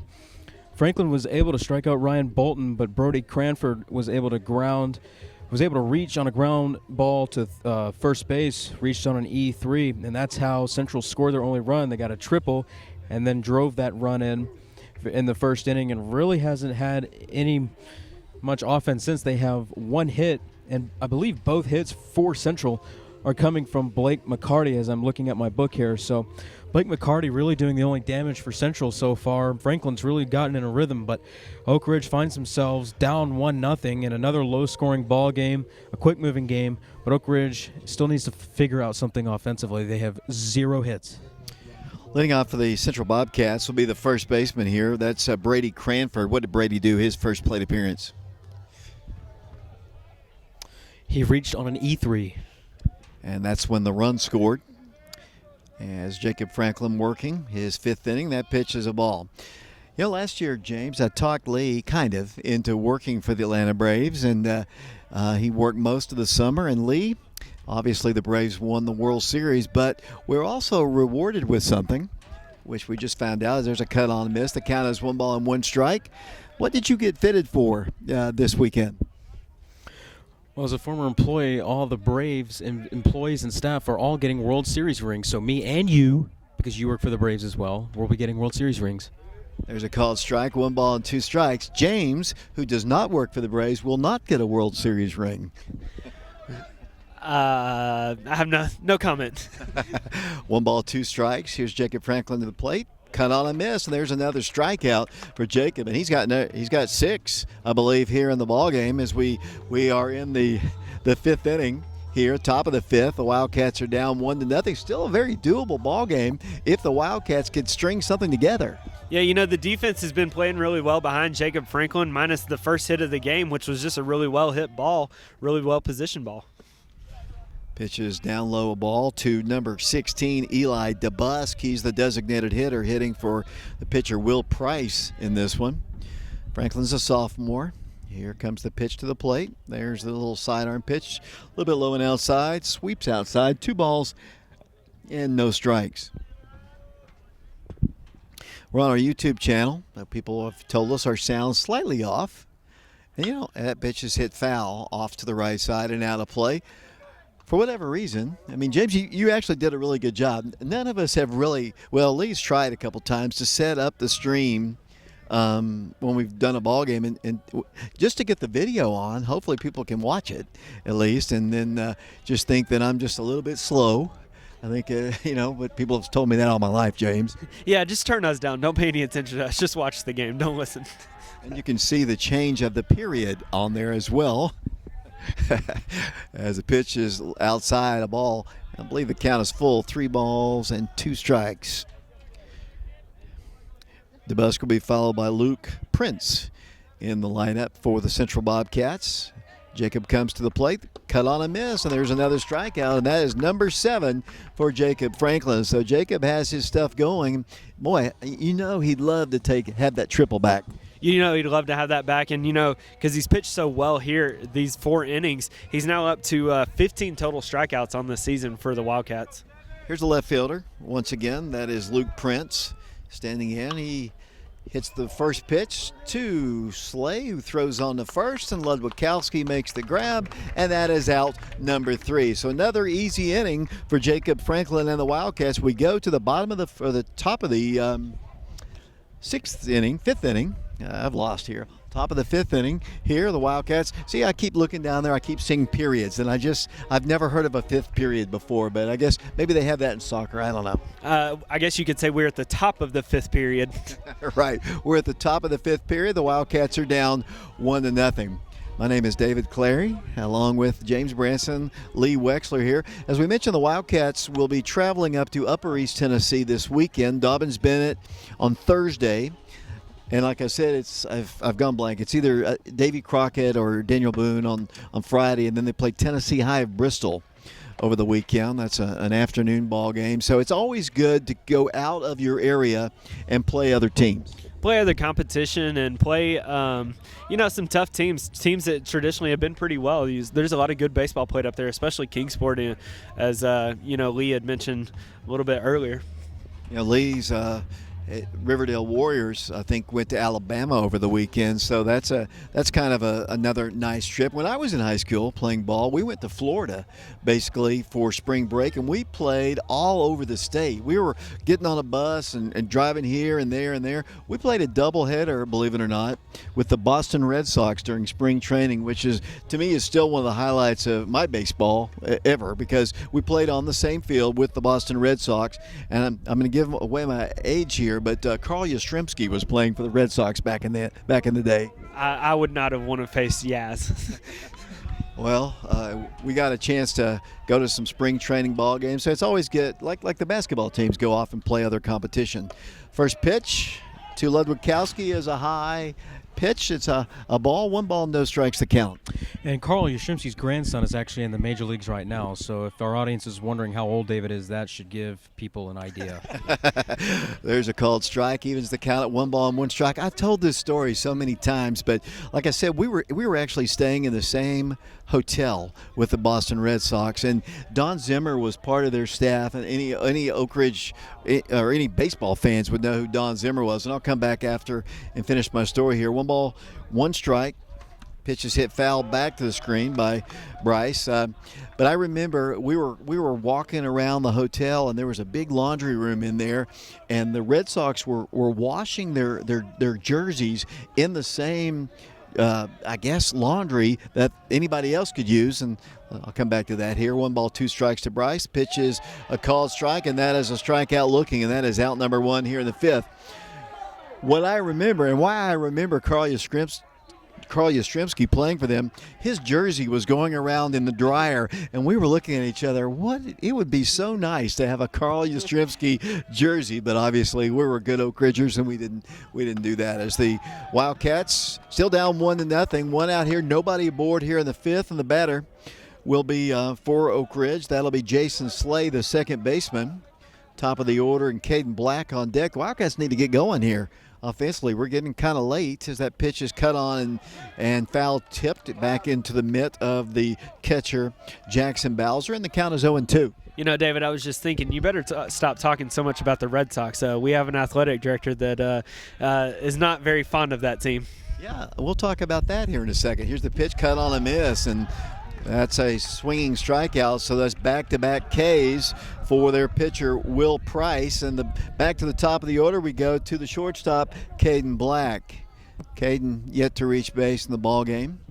And has struck out and grounded out to second in both of his appearances. Came in batting over 600. Needs to get on base here, and he squares the bunt and puts a perfect bunt down, and that's going to be an infield single. That is the first hit of the ball game. And you know that Will Price, who's throwing a no-hitter, hates that the one hit is a bunt single, but a perfectly placed bunt on the high grass in the infield, and that is a 2-out base hit for Caden Black. Yeah, and Caden's got some speed. He could possibly, take a base here and put another runner in scoring position for the Wildcats. And Caden, being a lefty, able to just push that bunt right down the third base line, right in the spot where Price couldn't get it, nor could the third baseman. So credit to Caden Black there, being a lefty and just being able to get right out of the batter's box there. And Will Price didn't seem too happy about that. Lee, your thoughts on that perfect bunt there by Caden? Well, something's got to give we're in the top of the 5th and there's 2 outs. Oak Ridge without a hit, so Caden Black, excellent idea there. That was well executed. You're going to lay one down right there to get it for a hit. You've got to put that thing on the baseline or down the line. That's exactly what he did. Will Price had no play. He couldn't get off the mound, and he fell over to the left side. So when that bunt is on the third baseline, he just has no play. Third baseman Logan Rosenberger steps in. Caden with good speed, a big lead down at first, and the pitch is at the belt for a called strike. Logan didn't like some of the calls against him in his last plate appearance. What has he done today? He has grounded out to third and struck out looking. No balls, 1 strike. Caden Black, sophomore, takes a really big lead. He's going to second, and there's no throw. No way in the world that Caden Black is going to be thrown out. That is a stolen base, so the Wildcats have the tying run in scoring position. That's something that Price has really kind of done all night. At least one pitch every batter is kind of a pitch outside. Perfect pitch for Caden to run on. It wasn't an off-speed pitch, but Caden's so fast, and that pitch outside, there's just no way, as you said, that he's going to be thrown out. Logan with a 1 ball, 1 strike count. Black at second. The pitch is hit in the air. Shallow right field. The shortstop, actually the first baseman, calls for it and makes the catch for out number 3. The ball wasn't hit as well as I thought it was. Just a soft pop-up in the infield. So the Wildcats have their second man in scoring position. And once again, the Wildcats leave a runner stranded. We go to the bottom half of the 5th inning here at Tommy Shumpert Park. Central still on top of the Wildcats by a 1-0 score. David, obviously we can't play music here on YouTube, but this is about the time in the game. If we were at home, we might be playing Sweet Caroline just to get the fans and everybody revved up about the fifth inning stretch here in high school baseball. So I'm in Indianapolis, Indiana, or Atlanta, or someplace, and obviously you are running the music at Bobby Hopkins, and I get a call from our athletic director, Mr. Joseph Gaddis. He calls me and asks me, "Are you up in the press box?" And I said, "No, sir. I am wherever I was. I think I was in Atlanta. I'm in Atlanta." I said, "Who?" I won't use some of the language, but who is playing that song over the PA system? And I said, that would be Mr. James Henry Branson is up there playing the music up there. And anybody who knows Coach Gaddis knows he is a diehard Yankees fan. And the Red Sox play Sweet Carolina, I believe, in their seventh inning stretch. That's a big tradition for them, And big tradition for them, and he wasn't too happy about that. No, and he likes to text me to make sure I turn the song off as soon as he hears it as well. Coach Scott Cummings, the new football coach at Oak Ridge High School, in the house here watching Oak Ridge baseball. The Wildcats are down 1-0 here. Cut on a miss. The leadoff man for them is the right fielder, Trey Lyons. Lee, what has Trey done in the ballgame? He grounded out to the pitcher and is only at bat. We're on YouTube on our Prep Radio channel here. Jacob Franklin, head in the count, no balls and one strike. The pitch to the plate is low and inside. Oh, he called a strike. That pitch was low. That pitch was inside. But it is a count, it is a strike, and the count is no balls and 2 strikes to the central right fielder, Trey Lyons. And, wow, Jacob, he called timeout, and Jacob threw it probably, 20 feet up off the backstop. Well, what happened there is the hitter called for time, but it didn't look like he was granted. But Franklin made the mistake of just giving up and just airmailing it, so I'm going to guess it's going to be called a ball. I'm not really sure what's going on here. The umpire never granted the batter time. I didn't see it. No balls, 2 strikes. Jacob has the sign. Here's the 0-2 pitch. Cut on a miss, and that's another strikeout for Jacob Franklin, and that's out number 1 here in the bottom of the 5th inning. I believe that's strikeout number 8 in the ball game for Jacob Franklin. So Jacob really has after that first batter, he's really had it going. And seven of the 8 of his strikeouts have been swinging. So, I'm not really sure what happened on that last at bat. I got a little discombobulated there. We didn't call for time. We called for time. Not really sure what happened. Here's the shortstop, Brady Ackerman, standing in. He takes the strike. No balls and 1 strike. Jacob has been really good with his control here in this one. He's ahead in the count. No balls and 1 strike. The pitch, there's another called strike. Actually, they called it just a little bit low, and the count is even at 1 ball and 1 strike. We're in the bottom of the 5th inning. Central leads Oak Ridge 1-0. Big difference between the game a year ago, which was a slugfest, as that pitch is hit foul over towards the Central side. Off the screen right in front of their fans. Yeah, it's last year was a slugfest, and both of these matchups so far have been kind of pitching duels. Pitch is hit in the air, foul territory. Ludwikowski under it makes the catch for out number 2. So 2 up and 2 down for the Central Bobcats. And here in the 5th inning, the batter for the Central team will be number 26. That is the catcher, Jackson Bowser. He struck out swinging in his first at bat. Wind starting to pick up a little bit, looking a little cloudy out towards the west here. We're expecting some bad weather here tonight as the batter is a new batter into the lineup. He'll be pinch hitter for the Central Bobcats. And as we look for the roster here. Give me 1 second, David, here, as it looks like it'll be Caldwell is number 4's last name, so Caldwell batting for Central. Wearing number 4 here, Jacob Franklin's got 2 outs here in the 5th inning.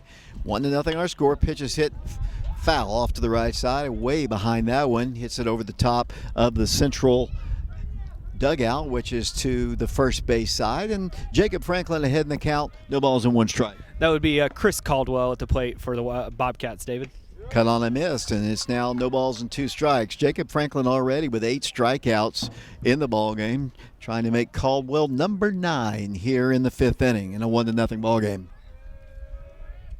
The sign by Parks, the pitch. Hit on the ground. Right in front of the plate, Bryson Parks picks it up, throws on the first in time for out number 3. So 3 up and 3 down for the Central Bobcats. We go to the top of the 6th inning here at Tommy Shumpert Park, Knoxville, Tennessee. The Wildcats of Oak Ridge trailing the Central Bobcats in this district ball game 1-0. David, I'd like to give a little bit of a shout out real quick to Ashley, Emmett, and Avery. They are listening to us. So some of our viewers, maybe just one of those would be my family, but appreciate them tuning in. We always appreciate all of our viewers, even if it is just our families perhaps watching the ball game. I think Lee's family is probably watching, and mine as well. So maybe that's all of our viewers. If you're enjoying our broadcast here, we hope to do a few more this season on our YouTube channel, Prep Radio. We did most of the basketball games this year, about all of them, in fact, and some of the football games we did when we were allowed to do it.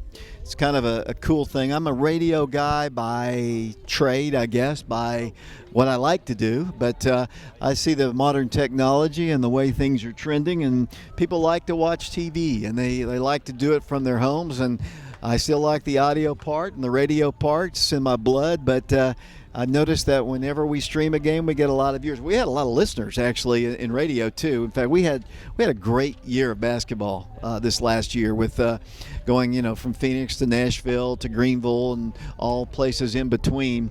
And we had a lot of listeners, especially in the postseason. We just had a ton of people viewing our live streams. And we had a lot of sponsors sponsor, and this TWSAA charges for streaming in the postseason. And we had well over 1,000 viewers in every single ball game that we did. And we appreciate those sponsors and all the people who watch our ball games. Let's see if the Wildcats can get something going here in the 6th inning. The Wildcats will lead things off here with Alex Mcnaughton. Alex is the number 3 hitter in Coach Travis Free's lineup, and the first pitch to him is high ball. Was hit by a pitch in the first inning and popped out to second in his only 2 at-bats. 1 ball, no strikes, nobody out, nobody aboard here for the Wildcats. Who are batting in the 6th inning, getting late. High school ball, you play 7. That ball is hit on the ground. Third base side, nice play. Third baseman throws across the diamond in time for out number 1. Yeah, David, I was just about to say that you'd really like to see Alex be able to use his power in this series so far. Earlier in the last week, he hit a home run and hit a double last night. So get a chance for him to use the power, as Coach Cummings over here said. If you get a hold of one, this wind might blow one out. Better now will be the number 4 hitter, Jacob Franklin, the pitcher, who deserves a better fate. He's pitched outstanding baseball here. The Wildcats only have the 1 hit. That was the bunt single by Caden Black. They don't have much more than that. I think they have 2 hits by Mccarty. I believe that's it for them. That pitch is a called strike, and that evens the count at 1 ball and 1 strike. Nobody aboard. 1 out here in the 6th inning. Tommy Shumpert Park. They're going to have to turn the lights on here. It's starting to get dark. Yeah, they are. It is getting a little dark out here, and the wind is blowing out. The wind is starting to pick up. Oh, we got a fly ball to right field. And it's right down the line. The right fielder makes a nice diving catch in foul territory for out number 2. That time the wind just kept blowing, and it kind of might have kept it because it was blowing from right to left. Might have kept it in a little bit, but a nice sliding play by their right fielder. That's Trey Lyons who makes the play out there. And now there's 2 outs, and Caden Updegraff will be the batter. He's been on base a couple times. And he stands in here, and the pitch to him that's high, 1 ball and no strikes. Okay. I don't know. Cade's been on base a couple times here. Caught stealing and actually stole a base. The pitch to him is down low, a ball. That evens the count at 1 ball and 1 strike. Caden was hit by a pitch and walked in his only 2 at-bats. So he's reached base safely both times. Will Price has gone all the way for the Bobcats. Jacob Franklin all the way. Both have pitched very well with the 1 triple that started the game as that pitch is down low, a ball. The 1 mistake that Jacob made, and it right now is the difference in the ball game. Yeah, and it seems like Price's stuff is kind of starting to kind of go all over the plate here, spatter all over the plate. So you'd like to get his pitch count up once again and maybe see if you can get some more runners on board. Here's the pitch. There's a called strike in there, and I believe the count is 2-1. The scoreboard says 3-2. I don't believe that is the case here. Caden stands back in. He's a right-handed hitting senior facing Will Price. And the pitch to him. Hit in the air, right side, right fielder in, shortstop out. It's going to be the right fielder in shallow right field to make the play for out number 3. So another 1-2-3 inning here at Tommy Shumpert Park. We go to the bottom of the 6th inning here on our YouTube channel Prep Radio, and the Wildcats trail it 1-0. Last night's game was a 2-1 victory by the Wildcats. Tonight, the Wildcats just struggling to get any kind of offense at all. But to be honest with you, Lee, Jacob Franklin's really held down the Bobcats. You know, one thing that can be frustrating as a coach or frustrating as in general is when your pitcher goes out there and is pitching lights out. He's only given up 2 hits, and the 2 hits have come from the same batter, the leadoff guy, Blake Mccarty for Central. And the leadoff hitter of the game Blake Mccarty hit a leadoff triple to begin the bottom of the 1st and was able to score on a ground ball to first base. And that has been the only run of the ball game so far. But you know, Franklin, he's thrown well after giving up a mistake, a pitch on the inner half of the plate to Mccarty and drove it out to left center. Franklin's really only made one mistake. So, you know, this is a fast ball game, but a low-scoring ball game. There's been 3 total hits, and only 2 guys have those hits. Blake Mccarty has 2 of the hits for Central, and Caden Black has 1 of the hits for Oak Ridge, but it was a bunt single. So Oak Ridge has not had a swinging hit yet. They're putting balls in play, but they're just not finding holes. Yesterday's game, played at Bobby Hopkins Field, a 2-1 victory by the Wildcats, was played in 90 minutes. And this one is this has been a short one as well. We started this one at 6 o'clock. We're sitting at about 7:15 right now, and it's might not go 90 minutes. Well, it could. Who knows? But the Wildcats have one more chance to get back into it. But right now, it's been zipping on by. Yeah, and it's very similar games, as you mentioned, between last night and tonight. Both sides pitching very well, and just got to be able to. Wildcats are going to have to be able to come up with some runners and get them across the plate here, and when they get to bat in the bottom of the 7th or top of the 7th. The key right now is Jacobs just needs to hold it right here at 1-0 here, with the Wildcats offense kind of being stymied by Will Price.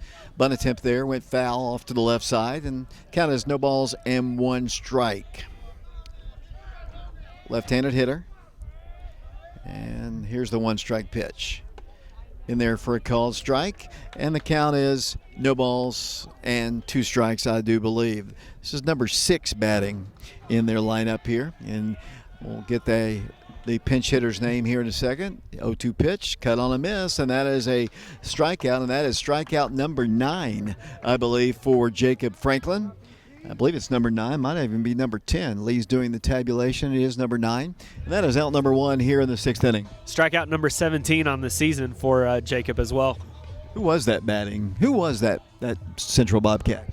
That would be Johnston for them, and that would be Charlie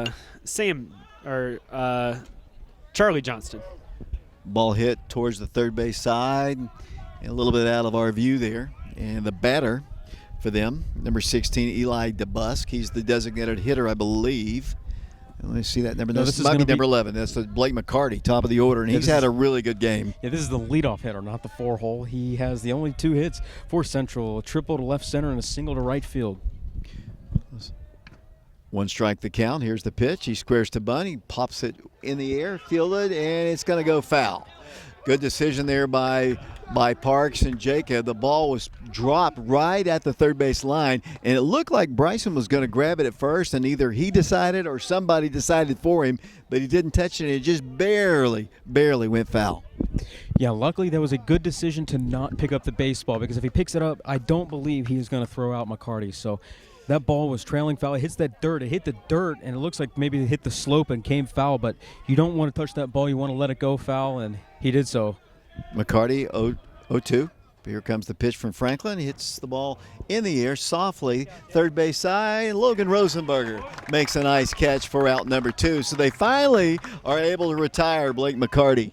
Yeah, 2 for 3 is what he'll end up being on the night. But going back to that, I believe it was Jacob Franklin that came rushing up and telling Bryson, let it go, let it go, let it go, as that bunt, as we were talking about, went foul. So really good job there by Jacob noticing the direction of that bunt. Center fielder Ryan Bolton stands in. 2 outs, nobody aboard here. The pitch from Jacob Franklin in there for a called strike. Count is no balls and 1 strike. Bolton has struck out looking and popped out to short. Right-handed hitter. Franklin, a right-handed throwing sophomore. The pitch is a little bit low and inside. The count is 1 ball and 1 strike. We've got 2 outs, nobody aboard here. Wind blowing hard towards center now. It was moving from right to left. Now it's blowing straight out. Franklin working from the stretch, comes to the plate on the inside corner, but maybe 2 inside, and the count is 2-1. Yeah, and one thing that Jacob seems to have improved on the more practice he gets with that sidearm delivery is his control has gotten better from the last game he pitched. That's a ball, and the count is 3 balls and 1 strike. Like I told Lee a moment ago, it's getting dark out here. Surprised they haven't turned the lights on. It's not dark, but it's it's getting that way. Yeah, we will need the lights turned on in order to see.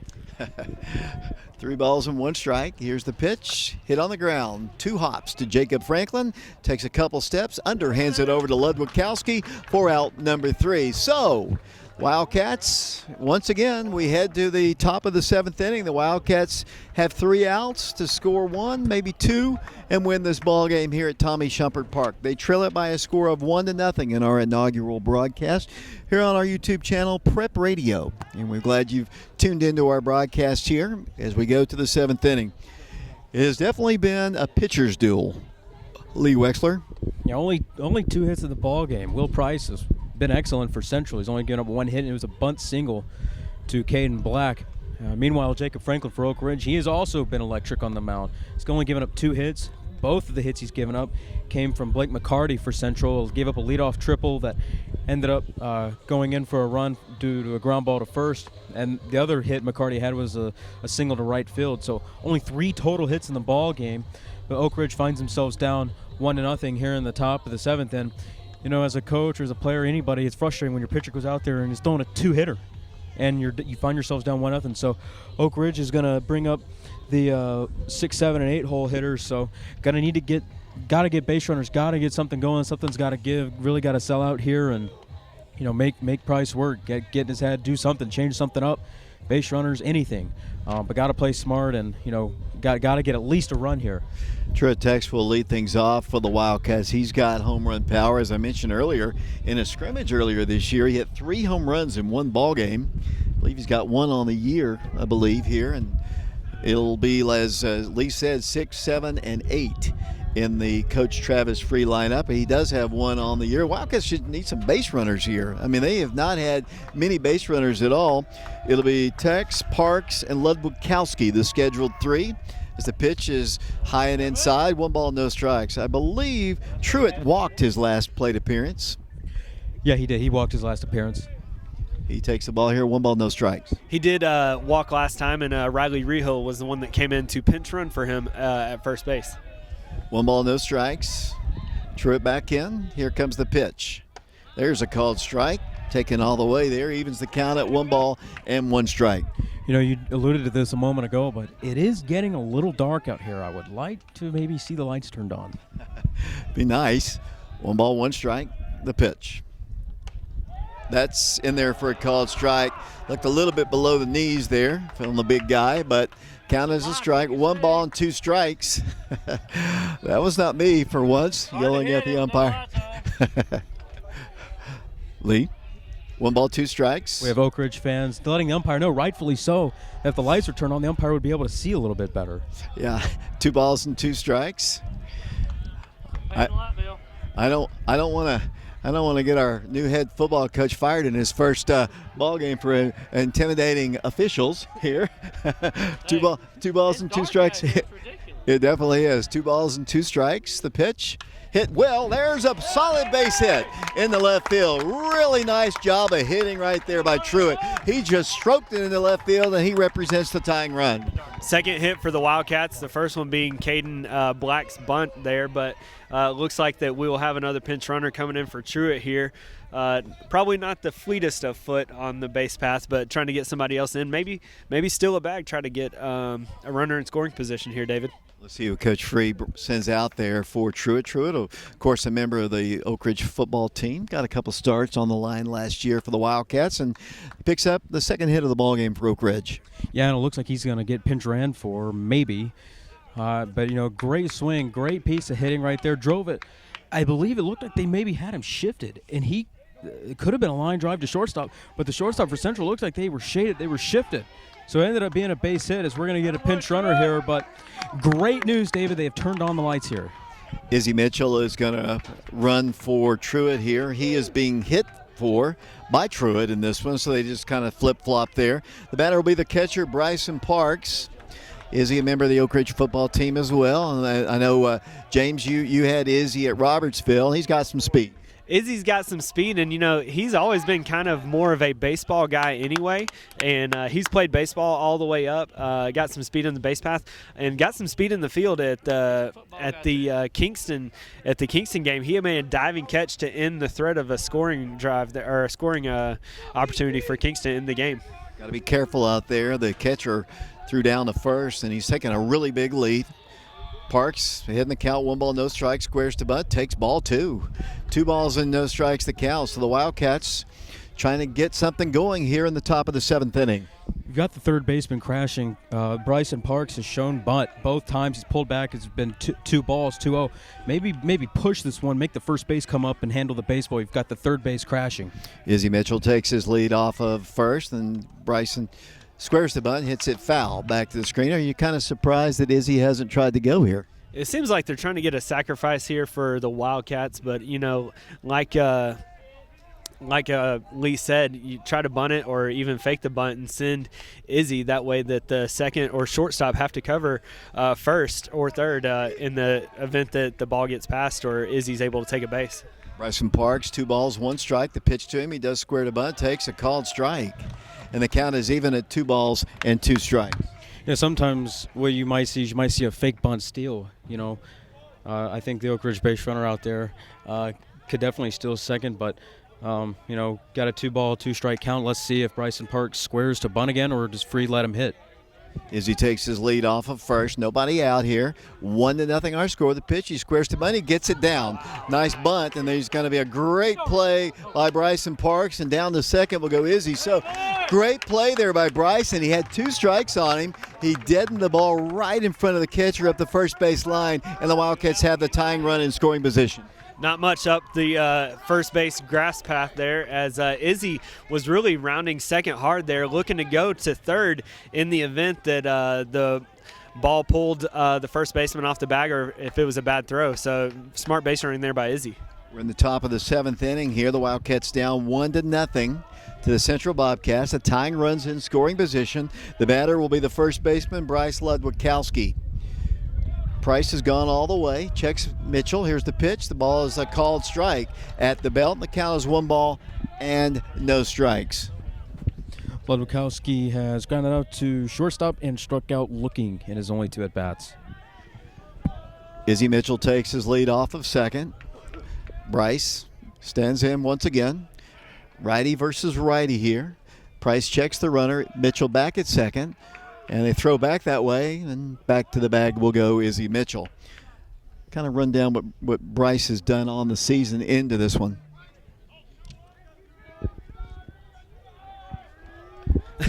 Bryce is 444. He has 9 plate appearances, 4 hits, and 2 RBIs. So it could be another huge RBI for Bryce right here. Running going to third, and he's in there. He's in there. The ball was down low, and so Izzy Mitchell is down at third. He represents the tying run. Great jump. Yeah, it was what that was. It was a vault steal. Basically, he's going off the head look when he takes that extra secondary when the pitcher takes his head home, as we're going to get a mound visit here. As soon as that pitcher's head turns back to home plate, Izzy Mitchell will vault towards third, and he timed that up perfectly. That, even if that was a strike, there was no way the Central catcher was going to throw him out taking third. That was a great jump, a great secondary. And Oak Ridge has a man on third with less than 2 outs, and that is a big tying run right there. This is a big district ball game. That is a big run at third base. 1-0 is our score here. There is a mound visit taking place here. Price has pitched great, though, James. He really has pitched great. And, Jacob Franklin has pitched great. 2 great starts here by Franklin and Rosenberger last night. Rosenberger went to a full 7 to close out that game last night. And, Jacob Franklin, we'd love to give him a lead here and close this out, too. Had some good contact here. The scoreboard says 1-1. I think it might be 1-2, but we'll see. We'll see what the umpire holds up. It is, I couldn't see his right hand there, but Lebukowski stands in. The tying run at third base. The pitch to the plate is down low, a ball. And let's see what he holds up here. Scoreboard operator. She's a very friendly lady, but she hasn't really been right on it here. I can't see the umpire's right hand. There's definitely 2 balls on the count. We'll say 2-1, maybe 2-2. Who knows? We'll see what Bryce can do here. Pitch. That's inside and low. Oh, my Lord. That was low and inside. And he called it a strike. Low and inside. And the count now is even at 2 balls and 2 strikes. Looked like a ball to me, but umpire called it a strike, so 2 balls, 2 strikes. Lebukowski stands in. The pitch to him is bounced at the plate, and nice hold there by Izzy down at third. The ball didn't bounce away that far away from the catcher. We've got a full count now. Yeah, the Central Bobcat catcher kept that ball in front. If that ball gets the backstop, Izzy Mitchell's got to be able to score.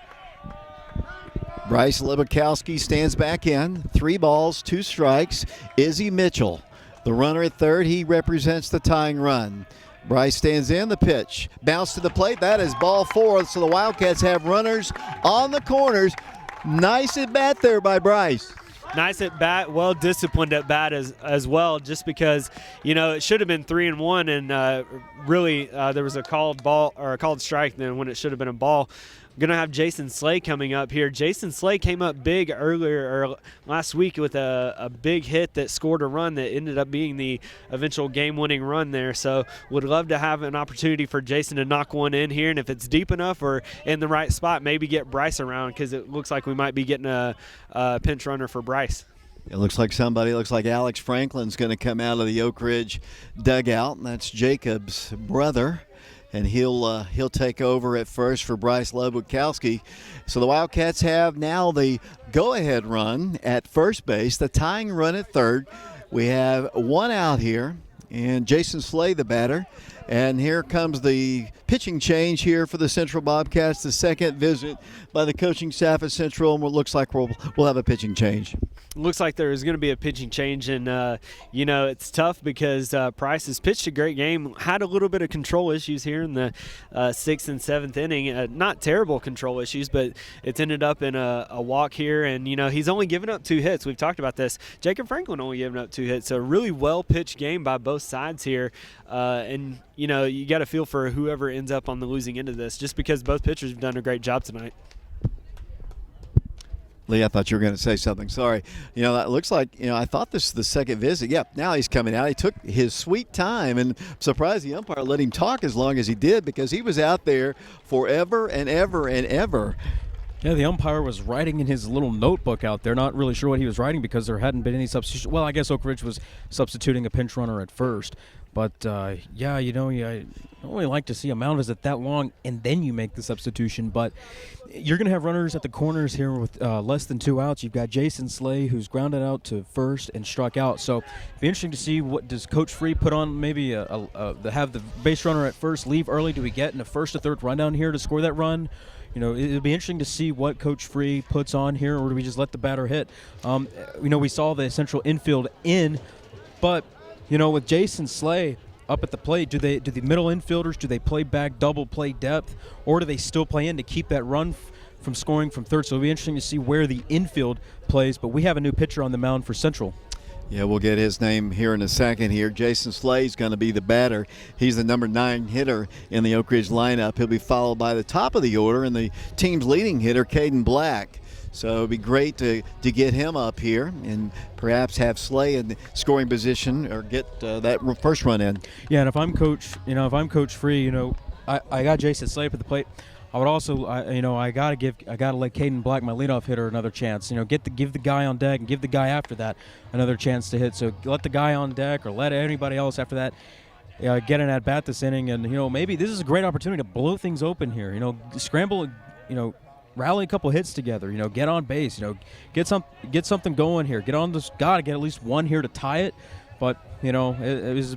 Only 4 hits total in the ball game. Oak Ridge now has 2 hits. Runners at the corners, 1 out. So things are starting to get a little tight. Electricity is in the air here at Central. You know, the way Jacob Franklin's pitched, I mean, both pitchers deserve to win, but, obviously we're Oak Ridge people. Who's the new pitcher for Central? We got Brady Ackerman coming in from third base, and we got Miles Johnson going to third base to replace him as Will Price has exited the game here. So the pitcher for Central last night went the distance, so obviously he couldn't come in and can't pitch back-to-back days in high school either. First pitch to Jason Slay is a ball outside. 1 ball, no strikes to count. So the third baseman for Central is up on the edge of the grass, and the middle infielders are playing double play depth. So Central's going to play for the double play here. Alex Franklin takes his lead off of first and draws a look over to first. No throw, and Alex back to the bag safely. We're in the top of the 7th inning in a 1-0 ball game. The Central Bobcats in the lead. We've got Izzy Mitchell taking a short lead off of third. He represents the tying run. And the pitch is a bit high, but they call it a strike. That evens the count at 1 ball and 1 strike. Top of the order, and Caden Black on deck. We've got 1 out here, a 1 ball, 1 strike count as the wind continues to blow hard out towards center. Izzy takes a short lead at third. Alex, medium-sized lead off of first. And the pitch to Jason, cut on a miss. That's a pitch way up in his eyes, and the count is 1 ball and 2 strikes. Right now, you just need some contact here. Yeah, and the pitcher's Ackerman is not necessarily coming in cold because he's been playing third base, but hadn't had a whole lot of time to warm up here. The weather's kind of getting a little nippy outside, and so it's want to make him pitch as much as possible and take as many as you can. Pitches down low. That is a ball. That evens the count of 2 balls and 2 strikes. The Central fans thought that was strike 3, and the way the strike zone has kind of been moving here in the last couple of innings, it was very close to it. 2 balls and 2 strikes. Izzy off of third. Alex Franklin off of first. Jason Slay back in. 2 balls and 2 strikes. Ball cut on a miss, and that is out number 2, and that is a strikeout. Once again, that pitch a little bit too high. It's going to be up to Caden Black here. Yeah, and that's one that you would like to see Jason make the guy pitch and make him feel uncomfortable, Ackerman that is, because the 2 that he swung at were way above, and he would be on base and the bases loaded if he had taken those 2. Caden had a base hit, a bunt single earlier in the ball game. He's a lefty, leading hitter on the team. Got the tying run at third base. The Wildcats trying to rally here. They're top hitter average-wise, batting here. No count on him as of yet. Ackerman versus Black. Caden probably one of the more veteran hitters with the most poise on the team. He's only a sophomore, and it's funny to say that, but he started since he was a freshman. That's a called strike. And at the belt, maybe a little outside, but the count is no balls and 1 strike. Izzy Mitchell is the runner at third. He is a courtesy runner. We've got a runner at first. Alex Franklin as well. The pitch to Black. There's another called strike. That was a strike. And the count is no balls and 2 strikes. And now Caden finds himself in the hole, no balls and 2 strikes. I'd almost like to see the pinch runner Franklin over at first maybe take off here. I just don't think Central would throw down here at second. Righty versus lefty. Here's the 0-2 pitch. Hit foul back to the screen, and Caden Black stays alive. No balls and 2 strikes. I'm kind of surprised he took those 2 pitches there, as Caden, who's come up with a lot of clutch hits over his first 2 years, 1 year and 5 games for the Wildcats. Here's the 1-2 pitch. The runner is going. That pitch is high, and there's a stolen base down to second. No throw goes Alex Franklin. So now the go-ahead run is in scoring position. The Wildcats, though, with 2 outs. Yeah, Central was not interested in Franklin taking second at all, but a base hit could score 2 here. Caden stands back in. Ackerman trying to close it down right here. Got 2 outs, 2 on, and 1 ball, 2 strike count to Caden Black. Yeah, and Caden, does a great job. He's got a little bit of a gap here. If he can pull it in between first and second base, or possibly just lift it overhead, just a single scores 2, like Lee said. That pitch is cut on and fouled back to the screen. Another high pitch. Both he and Jason, obviously Jason took cuts at 2 high pitches out of the strike zone. That time Caden was able to stay alive, hit it back to the screen. Count remains at 1 ball and 2 strikes. Ackerman checks the runner Mitchell at third. The 1-2 pitch. Down low, and evidently that is ball 4. And and hitting. I'm sorry. I didn't see it. I guess our older eyes didn't see it exactly the way these youngsters did. But evidently it hit Caden, and the Wildcats have the bases loaded, and the batter will be Logan Rosenberger. Well, David, even if it didn't hit him, I think Caden was so reactive to it that the umpires like, well, I guess they'll let him go. Logan stands in for the Wildcats, and he represents, well, the bases are loaded here, so the Wildcats have 2 runners in scoring position. Let's have a good at bat from Logan here. That pitch is a called strike at the belt, and that is a 1 strike count on him. What has Logan done here today, Lee? Logan has grounded up to third, struck out looking, and popped out to first. No balls, 1 strike. Bases loaded for the Wildcats. The pitch, cut on a miss. Another high swinging strike there, and now he finds himself behind 0-2. Yeah, I kind of hesitated on the swing. Wasn't really sure if he was going to, and then ended up swinging. So, once again, back-to-back hitters find themselves down 0-2. Ackerman trying to close it out right here. Here's the pitch, hit in the air. On the infield, first baseman calls for it, under it, staggers a bit, makes the catch for out number 3. The Wildcats load the bases here in the 7th inning, but can't plate the run. And the Central Bobcats knocked off the Wildcats in a 1-0 game, and a well-pitched game by both Will Price and Jacob Franklin. Unfortunately for Oak Ridge, Jacob Franklin, the tough luck loser, giving up only 2 hits total in the game, striking out 9. A beautifully pitched ball game by Jacob Franklin, but the Bobcats score the only run of the ball game, and they win it. James? This is as you said, David, really well-pitched game by both Franklin and Price. Very similar, like we've said all night long, to last night's game. Wildcats just not able to come up with some key hits and key moments. There was a time that they had Caden Black on second. He had Caden Uptigraff as well on second early on, and, bases loaded there. Maybe just a little bit more patience. It seems like Ackerman there had been throwing several of the pitches high, and like we said before, make him strike you out. He's coming in cold, coming off third base, not a lot of time to warm up. And you would have liked to make him work, make him feel a little bit more nervous, because he definitely did not look comfortable there with the bases loaded or with 2 runners on. So the Wildcats dropped their first district game of the year. Their record stands at 4-2 overall. They're now 1-1 in district play. Let's get Lee's take on this one here, as both pitchers pitch great. I mean, you can say that. I mean, they both pitch very, very well today. A little bit different story than the game we saw last year. We saw an 8-7, fireworks show, here last year. But Oak Ridge not getting the win over here again this year, losing 1-0. I thought Jacob Franklin threw outstanding. He only gave up, I believe, 2 hits. Both were to the leadoff hitter, who's escaping my mind right now. The leadoff hitter for Central gave up a triple to left center field to begin the game, and that run ended up coming in. That ended up being the winning and game-winning run for Central. And both pitchers, I thought, really, were fantastic. Oak Ridge just could not get that big hit against Will Price for Central. So, it's a tough game, low-scoring game.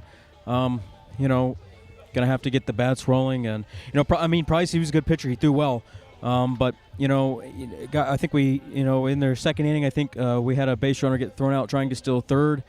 You never know when you get thrown out running the bases. It kind of shuts an inning down and helps the other team, gives the other team out. So, there were a couple of maybe good barrels from the Oak Ridge offense, but just not enough to get past Will Price. So. And Brady Ackerman, who came in and kind of shut him down. Yeah, Ackerman, he came in and threw strikes. That's what you got to do as a relief pitcher, is come in and throw strikes. But Oak Ridge, loses 1-0, and just gonna have to reflect on this. I thought it was, for the most part, a clean played game defensively. Oak Ridge had 1 error, but that error allowed a run to score. The run may have scored no matter what, but I think it would have. Tough loss. We'll not really sure what Free's going to tell us guys, but great effort from Jacob Franklin, but unfortunately it's going to be in a losing effort. We'll get a chance to talk to Coach Free here in a bit. Why don't you kind of summarize, going through the book there, who did what? There wasn't a whole lot of offense to talk about, just a lot of good pitching. A lot of good pitching for Oak Ridge offensively. They were, for the most part, shut down by Will Price of Central. Caden Black had the first hit of the ball game. It was a bunt single in the 5th inning. He stole second base, but was unable to score. The second hit for Oak Ridge came by Truitt, the designated hitter for Oak Ridge. That was a single. Truitt Tex. I'm sorry, didn't know the pronunciation on that one. Sorry. Had a single in the left field in the 7th inning. Made it all the way to third base, but just could not come home for Oak Ridge. Oak Ridge with only 2 hits. Meanwhile, looking at Oak Ridge defensively, Jacob Franklin for Oak Ridge. He only gave up 2 hits to Central. They both came from Blake Mccarty, who had a triple in the left center field in the first inning and then gave up a single to right field. The leadoff triple in the first inning came around to score, and that only ended up being the only run of the ball game as Oak Ridge loses 1-0. As I'm counting up the strikeouts Jacob Franklin have 1, 2, 3, 4, 5, 6, 7, 8, 9 strikeouts. 8 of the 9 strikeouts were swinging. So, I thought Jacob Franklin did a real nice job not too great of contact from the Central hitters, but they squared up just a couple of baseballs and just got 1 run in, and again, tough loss. They win a 2-1 ball game last night, but then lose 1-0 here tonight. So really only scored 2 runs in the total series. So gonna have to start swinging the bats, maybe get the bats going a little more, get the bats a little hot. As I think you were running down the schedule. They're gonna go up to northeastern Tennessee and face some good 4A teams. Yeah, what's interesting, the previous ball games, the Wildcat bats have been, ringing, lots of runs, lots of hits. But the Central pitchers, these last 2 nights, they've really looked good. Yeah, and you mentioned the bats. There was a game against Cookeville. I think the score was 18-13. So obviously, a lot of batting around in that game. And the Wildcats scored 7 against Kingston to win 7-6. It's one of those games where you just saw 2 really good pitchers go at it. Both, I think, gave up 2 hits. Jacob gave up a leadoff triple, I believe, and came in to score on a grounder to first. An error, probably would have scored. I don't know how you all scored that, but and that was the only run of the ball game. Both pitchers pitched great. Jacob struck out 9 and was just dominant after that first inning. Well, it's 2 nights in a row our pitchers have been dominant. I mean, you look at it, we've gave up 5 total hits and gave up 2 total runs.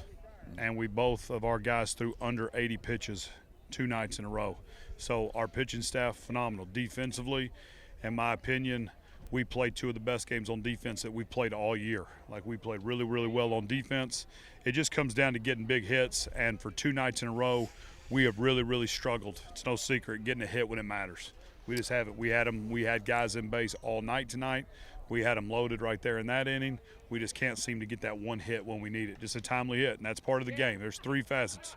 Those strikes, make routine plays, and get a big hit. And we're missing that piece right now.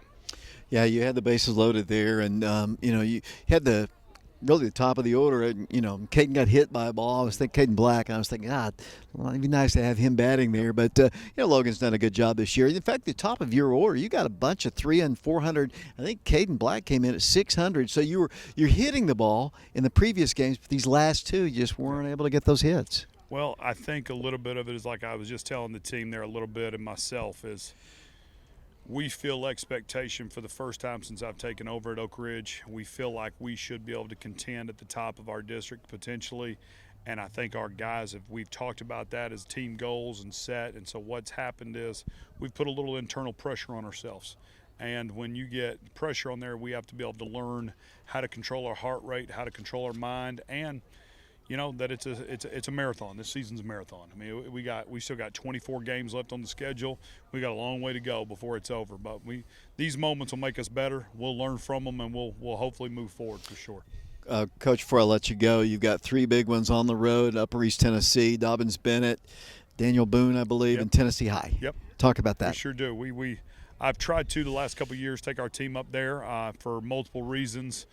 One, my family and a lot of our coaches, we kind of all were born and raised in that neck of the woods, so it's fun to go back up there and see some old people. But more importantly than that, we're trying to take our program to the next level. So to the next level, you have to go play in games that are on the road for regionals, sub-state, all those things. You have to get in a car, you have to drive an hour and 45 minutes, and you got to go play in a hostile environment. There's no better place to go than go to Dobbins-Bennett to play in a game like that on a Thursday, Friday night, because that's what the game's played like down the stretch. So we simulate that on purpose. Same reason I went to Cookeville on Monday night to open up the season.